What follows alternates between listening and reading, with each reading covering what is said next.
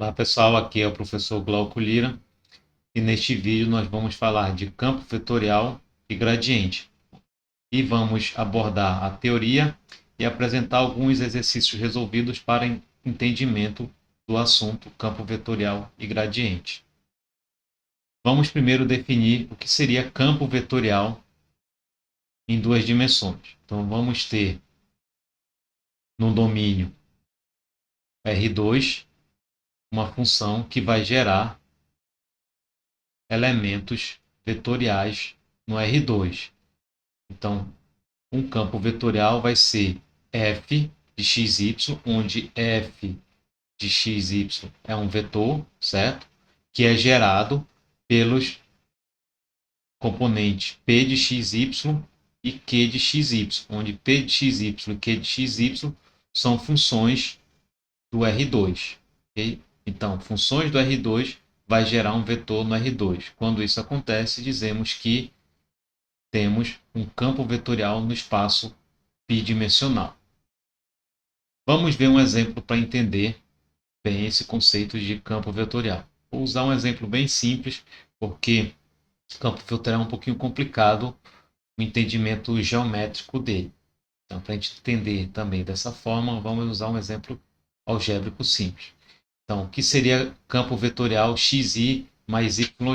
Seria o campo em que, dado um par ordenado xy, ou seja, esse x, esse y foi gerado daqui, ó, dado um par x e y, que também poderia ser uma função, certo? Vai me gerar um vetor f de xy, certo? Onde, analogamente ao estudo de vetores, o módulo deste vetor f de xy vai ser a raiz quadrada de x quadrado mais y quadrado. E se a gente tem um vetor no plano, aqui, a gente tem a componente x e a componente y, certo? E um ângulo aqui. Este ângulo aqui, a tangente dele vai ser a inclinação. E vai ser sempre o quê? Cateto oposto sobre cateto adjacente. No caso deste vetor, vai ser a componente y sobre a componente x. Então, neste exemplo, a inclinação deste campo vetorial, ou de todos os elementos do campo vetorial, vai ser dado por y sobre x, onde y é esta segunda componente do campo e x é essa segunda componente do campo aqui. Certo? Fazendo isso, a gente vai construir o seguinte campo vetorial, que são essas setinhas vermelhas aqui, que à medida que vão se afastando da origem, elas vão ficando com um módulo cada vez maior. Okay? Vamos entender como a gente constrói apenas um elemento do campo vetorial. Então, eu vou utilizar aqui este ponto como exemplo. Então, eu tenho um ponto raiz de 6 sobre 2 e raiz de 2 sobre 2. Então, eu vou querer gerar um campo vetorial F, cujo domínio raiz de 6 sobre 2 e raiz de 2 sobre 2. O x vai ser o x do campo e o y vai ser o y do campo. Então, com isso, a gente vai ter o campo vetorial raiz de 6 sobre 2i mais raiz de 2 sobre 2j. E calculando o módulo deste campo, vamos ter, vai dar a raiz de 2, porque vai ser isso aqui ao quadrado, isso aqui ao quadrado sobre a raiz, certo? Então, a gente vai gerar o raiz de 2 aqui. A inclinação vai ser este elemento dividido por este elemento. No caso, vai dar a raiz de 3 sobre 3, que a tangente de raiz de 3 sobre 3 é o ângulo de 30 graus. Vamos ver aonde se encontra toda esta informação aqui no campo, nos campos vetoriais aqui desenhado com as setinhas vermelhas. Então, a gente na verdade pegou este ponto aqui, certo? A raiz de 6 sobre 2, raiz de 2 sobre 2. E para a gente gerar o campo F, que neste caso fica sendo, não é 1, certo? Desconsidere esta coordenada aqui, porque na verdade é o F, seria este F aqui, ok? Então, as coordenadas de F vai ser o ponto final da seta. Mas este campo aqui, que a gente encontrou, ele é um vetor que se encontra na origem do sistema cartesiano. Então, como é que a gente vai achar esta seta aqui, onde a sua origem é neste ponto aqui e o seu final é aqui? Simples, basta pegar as coordenadas do domínio mais as coordenadas da imagem. E aí a gente vai ter como x raiz de 6 sobre 2 mais raiz de 6 sobre 2 vai dar raiz de 6. E raiz de 2 sobre 2 mais raiz de 2 sobre 2 vai dar raiz de 2. Só lembrando que não é esta coordenada, não é este domínio que eu estou calculando. Tá? Então, é assim que a gente constrói um elemento do campo vetorial. Certo? E isso você faz para todos os demais. Vamos ver um exemplo um pouquinho mais complicado para construir os elementos do campo vetorial. Você viu que não é uma tarefa muito simples em se tratando de trabalho, né? Vai ter muito trabalho para fazer cada setinha daquela. Então, é aconselhar você sempre utilizar uma ferramenta computacional, que a gente está utilizando sempre, o Wolfram ou Wolfram Alpha, né? Você vai lá no site do Wolfram Alpha, aqui, certo? E para você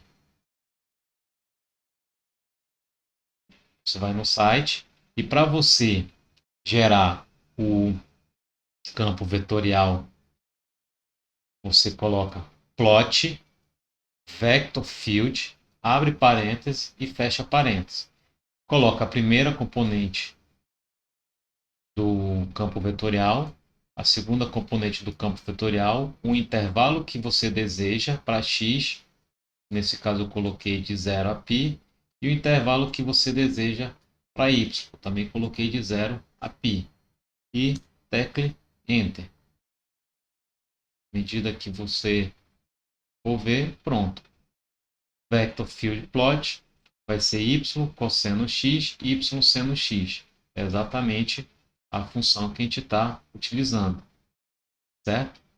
O x de 0 a π, e aí com isso ele gera o gráfico aqui, que são setas com um sentido e uma inclinação, cada uma com uma inclinação específica. Então, é assim que você vai construir campos vetoriais 2D no Wolfram Alpha. Aconselho você sempre fazer isso, não ficar tentando construir gráfico à mão dos campos vetoriais, porque toma muito tempo. Então, seria um outro exemplo aqui, um pouquinho mais fácil de visualização, as coordenadas aqui x e y. Certo?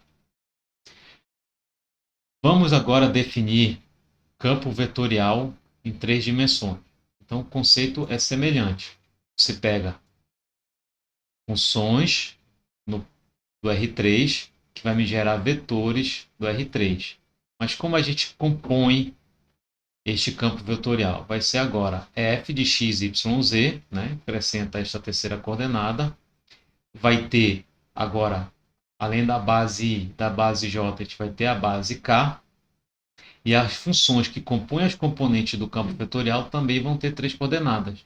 P, Q, e agora vai existir a coordenada R de x, y, z. Assim, então, teremos um campo vetorial no espaço tridimensional. O campo vetorial no espaço tridimensional, como vocês podem ver em 2 dimensões, é um pouquinho complicado. Imagina em 3 dimensões. Então, para você entender melhor como se comporta um campo vetorial em 3 dimensões, vou usar um exemplo bem simples. Um campo vetorial f de x, y, z igual a z base k. Se você construiu o gráfico deste campo, vamos ter esta função, como z pode ser 0, positivo ou negativo, então a gente vai ter setas verticais, certo? Ou seja, paralelos ao eixo Z, e que são positivas, tem um sentido positivo quando Z é positivo e tem o sentido negativo quando Z é negativo. Ou seja, acima do plano XY, esse plano aqui, as setas do campo são positivas e abaixo as setas são negativas. Okay?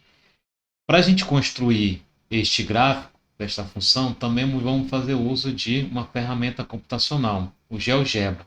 O GeoGebra ele já é bastante conhecido pelo pessoal que estuda geometria, geometria analítica também.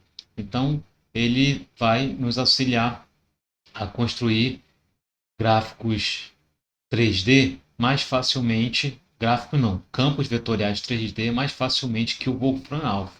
Então vamos lá para o GeoGebra. Como a gente consegue chegar no GeoGebra? Então a gente vem aqui no Google, observa que ele é fácil encontrar no Google, você vai no site, você vem aqui procurar materiais, digita aqui Vector Field 3D, e aí ele vai gerar vários tipos de campos vetoriais. Vamos utilizar esse primeiro aqui, que é o mais simples. As entradas são bem simples. É através de espaços específicos que você pode editar as componentes x, y e z do campo vetorial, que no caso é P, as funções P, Q e R, certo? No caso da nossa função específica, é simplesmente a função R é Z, a Q é zero e a P é zero. Feito isso, a gente tem então o campo vetorial. Você pode rotacionar, visualizar e fica mais fácil de enxergar o campo vetorial. Se você estiver tendo uma certa dificuldade ou as setas estiverem sobrepondo, você muda a escala do comprimento das setas aqui, por aqui. Então vocês podem fazer vários gráficos aqui. Vamos ver um outro exemplo de campo vetorial. Vou colocar z ao quadrado aqui. Eu vou colocar cosseno de x aqui. E eu vou colocar 2 aqui. Só para... Então a gente vai ter esse campo vetorial aqui. Observa que tem setas que estão sobrepondo outras. Então, para a gente visualizar melhor o comportamento, a gente muda a escala das setas para entender como é que esse campo está se comportando. Ok? Ó, aqui. Então, determinado ângulo de visualização, fica mais fácil você entender como o campo se comporta. Okay? Então, está aí uma sugestão, o GeoGebra. Sendo que o GeoGebra ele também é um aplicativo que você pode baixar no seu celular ou instalar também no seu computador, que ele é gratuito. Ok? Então, vamos para um exemplo de um campo vetorial. De acordo com a lei da gravitação de Newton, um objeto de massa m, localizado numa posição x, y, z, na base canônica IJK, sofre uma força de atração de outro objeto de massa m. Então, considere-se que esse objeto de massa maior que é m se encontra na origem do sistema XYZ e vai sofrer uma atração esférica, né, em relação a um outro objeto m que se encontra no espaço. Essa força gravitacional ela é definida da seguinte forma: vai ser G, que é a constante gravitacional, m, vezes o vetor posição, dividido pelo módulo do vetor posição ao cubo. Então, fazendo a substituição do módulo do vetor posição, vamos ter esta expressão, com xi mais yj mais zk multiplicando esta constante aqui, e o módulo do vetor posição ao cubo vai ser x ao quadrado mais y ao quadrado mais e ao quadrado elevado a 3 sobre 2, onde este 2 surge da raiz quadrada, né? Toda raiz quadrada vem como expoente denominador. Então, este seria o campo da força gravitacional. Vamos entender agora o conceito de gradiente. Mas antes de a gente apresentar a definição de gradiente, vamos apresentar a definição de operador diferencial, que nada mais é do que simbolizado por esta letra nabla, certo? Que é um vetor onde a primeira componente é a derivada em relação a x, a segunda componente é a derivada parcial em relação a y, a terceira componente é a derivada parcial em relação a z. Então, dado uma função escalar com três coordenadas x, y, z, define-se gradiente desta função escalar por a primeira componente por um vetor, né? Onde a primeira componente é a derivada parcial da função escalar em relação a x, a segunda componente é a derivada parcial da função escalar em relação a y, a terceira componente é a derivada da função escalar em relação à variável z. Ou a gente pode escrever de uma maneira mais simples, mais sintética, por f índice x, f índice y, f índice z.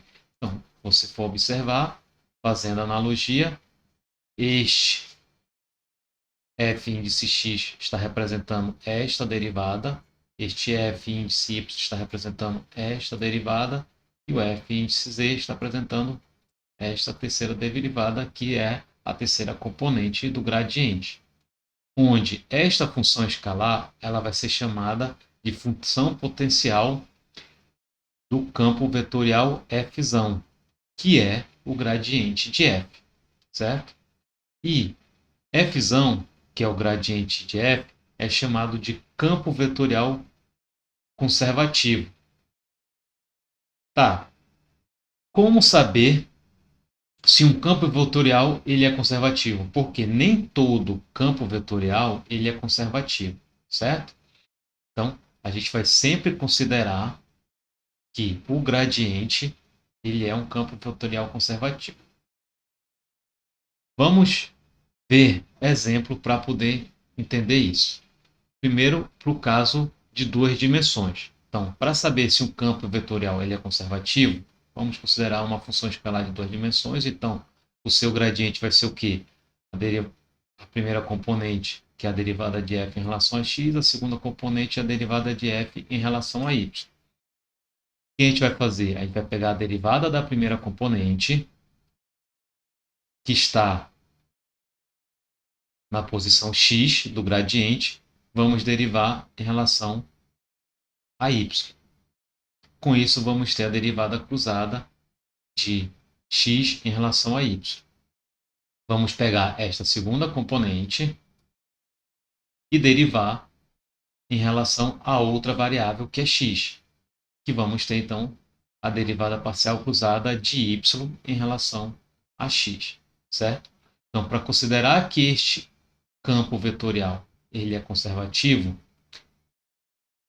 esta derivada cruzada aqui tem que ser igual a esta derivada cruzada.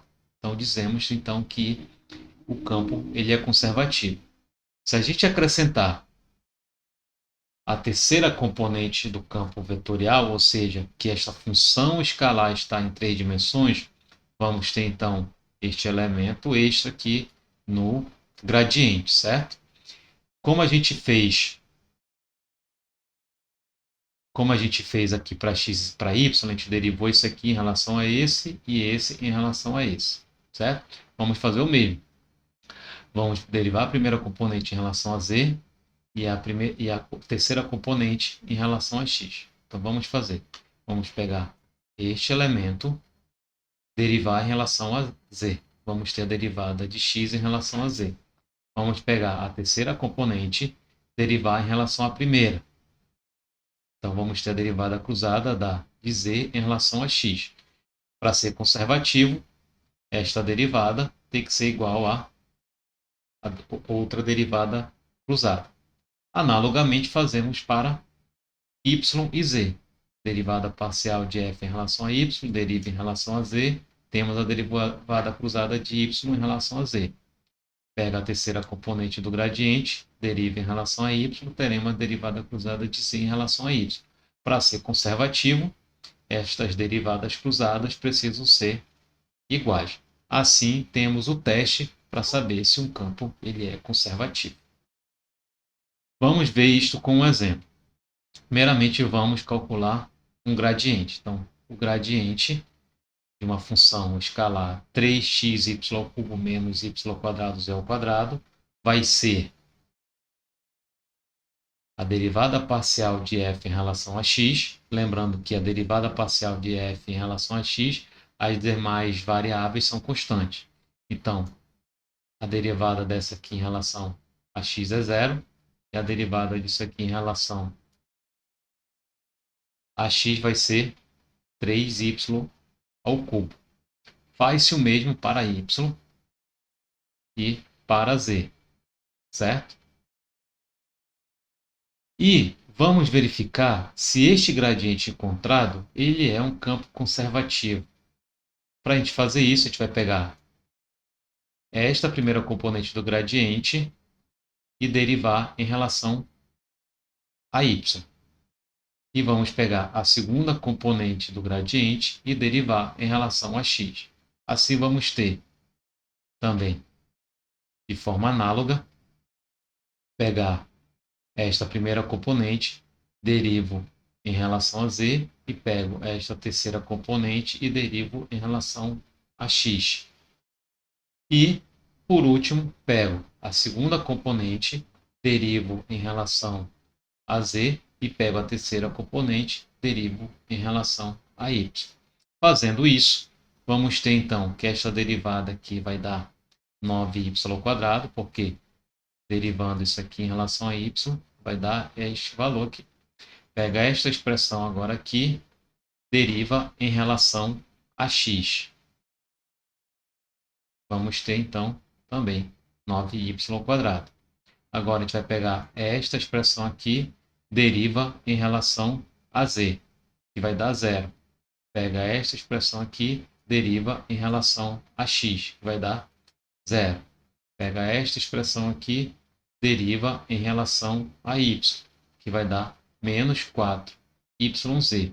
Pega esta expressão aqui, deriva em relação a y. Então, que vai dar menos também 4yz. Assim, podemos afirmar que o campo ele é conservativo. Vamos ver um outro exemplo para entender melhor o conceito de campo conservativo em um ponto específico. Então, a gente quer calcular o gradiente da função x² mais y² mais xz na posição 2, menos 1 e 3. Então, primeiramente, a gente calcula o gradiente. Então, para calcular o gradiente, pega esta expressão, deriva em relação a x, que vai dar 2x mais z, deriva em relação a y, que vai dar 2y, deriva em relação a z, que vai dar x. Como a gente tem um ponto aqui, a gente vai, então, ter que o gradiente de f no ponto 2, menos 1, 3 vai ser o vetor 7i menos 2j mais 3k. E, para verificar que o campo é conservativo, você faz este teste que a gente fez no exemplo anterior. Deixo para vocês como exercício que este gradiente aqui, de x² mais y² mais xz, ele é conservativo. Vamos agora para uma aplicação. Prove que a função f de x, y, z igual a menos g mzinho mzão, que g é a força, é o constante gravitacional, mzinho mzão é a massa menor e maior de dois corpos, sobre raiz quadrada de x² mais y², tudo isso elevado ao cubo, certo? Aqui está elevado ao cubo. Dizer que isso aqui é a função potencial da força gravitacional. Lembrando, o que é a função potencial? A função potencial é a função que gerou o gradiente. Então, para saber se esta função ela é função potencial da força gravitacional, vamos calcular o gradiente desta função e verificar se dá exatamente igual à expressão matemática da força gravitacional. Então vamos lá. Calculamos então o gradiente, a derivada parcial de f em relação a x, que vai dar menos gmzinho mzão x sobre o denominador de x quadrado mais y quadrado mais eu quadrado elevado a 3 sobre 2, mais a derivada parcial de f em relação a y, que vai ser muito parecida com a primeira componente, porém diferenciando apenas a derivada, que no numerador vai aparecer a variável x, e analogamente fazemos a derivada parcial de f em relação a z, que vai dar a expressão parecida com as outras duas componentes, diferenciando apenas da variável z no numerador, certo? Então, isolando em cada um desses termos esta expressão maior aqui, ou seja, tirando o x colocando para cá, o y colocando para cá e o z colocando para cá, para fora do colchete, vamos ter, então, como primeira componente esta expressão aqui, como segunda componente esta expressão aqui, e como terceira componente esta expressão aqui. Observa que aparece tanto aqui quanto aqui os mesmos termos, né? Assim, a gente vai colocar em evidência toda este termo aqui, e aí a gente vai observa que vai surgir